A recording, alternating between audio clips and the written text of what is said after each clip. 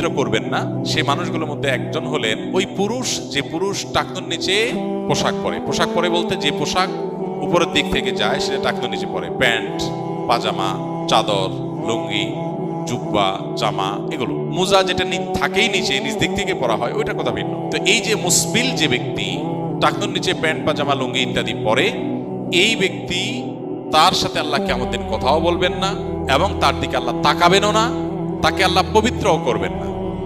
এই তিনটা ভয়াবহতা এই ব্যক্তির জন্য আছে, যে ব্যক্তি টাকনুর নিচে প্যান্ট, পাজামা, লুঙ্গি পরে। আমাদের দেশে অনেকে আছেন মসজিদে নামাজ পড়তে আসলে তখন প্যান্ট ভাঁজ করে। অনেক মসজিদে মুয়াজ্জিনরা মাইকে বলেনও যে টাকনুর নিচে যাদের প্যান্ট আছে প্যান্টগুলো উঠায় নেন। 2 নম্বর হলেন ওই ব্যক্তি, যে ব্যক্তি কাউকে দান করে খোঁটা দেয়, অথবা যাকে দান করেছেন তাকে নানার কথা দিয়ে কষ্ট দেয়। দান করেছেন, আল্লাহর কাছে আশা করবেন এর বিনিময়।